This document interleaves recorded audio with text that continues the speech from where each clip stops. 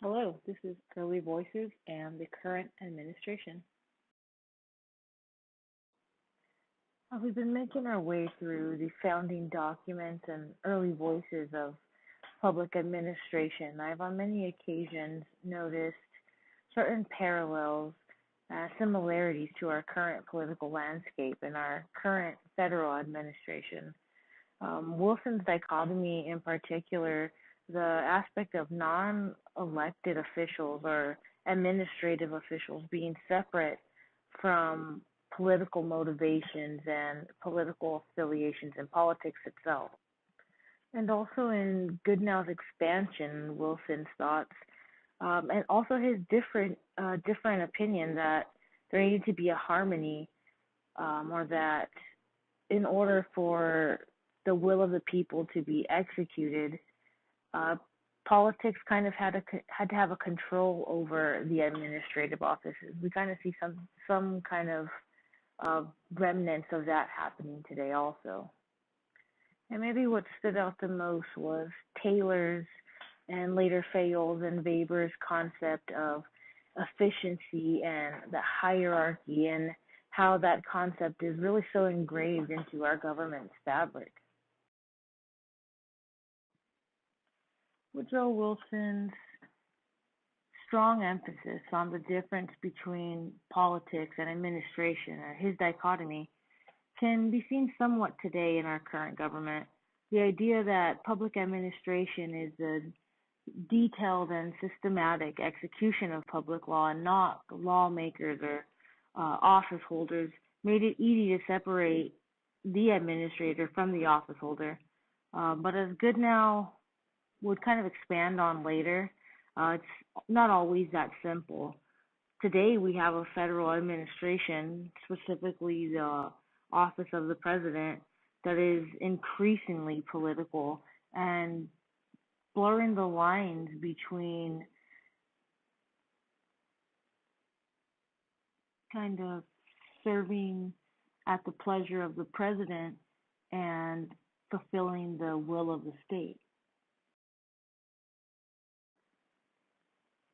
But it was Frank Goodnow's article on politics and administration and his idea on authorities or functions of politics and administration aligning with Wilson's, being that politics concerns policies or expressions of the state will, and administration is the execution of those policies, but that there needed to be a sort of harmony between the two, in that politics had to have a certain control over the administration in order for that will to be executed.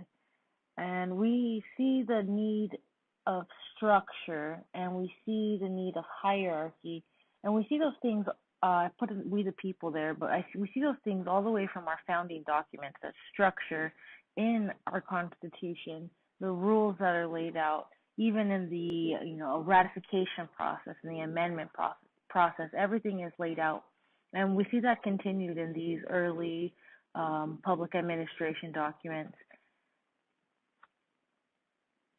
We also see them talking about the will of the people, that is what this whole politics and administration and policies in our government is based on. It's based on our founding principles that the government is for the will of the people.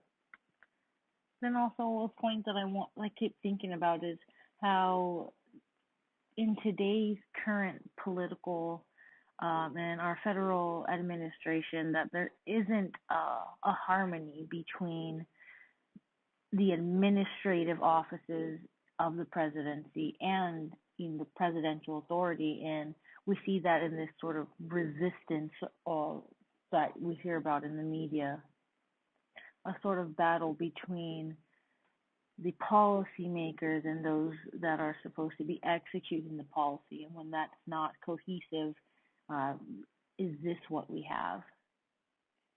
There are just so many concepts to talk about that are parallels to our current federal administration, but one of the things from Weber's concept was his concept of personal position, and specifically social esteem. That particularly reminded me of our races today, our political races, our primary system, our midterm elections, kind of like a popularity contest. But that is kind of why some of our administrators do get into it. You do have a sense of social esteem.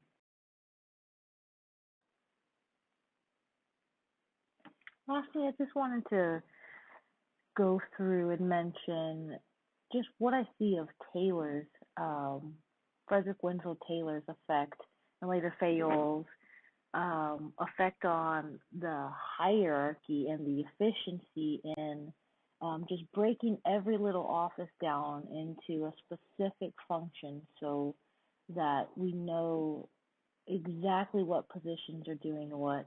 And that goes to speak to also to Weber's structure of organization and of supervision and super and subordination, and that everything is just written down and there's a line of succession.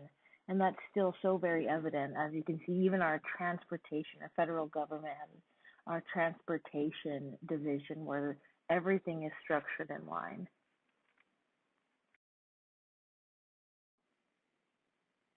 Thank you for listening to my thought process on the early voices and today's administration.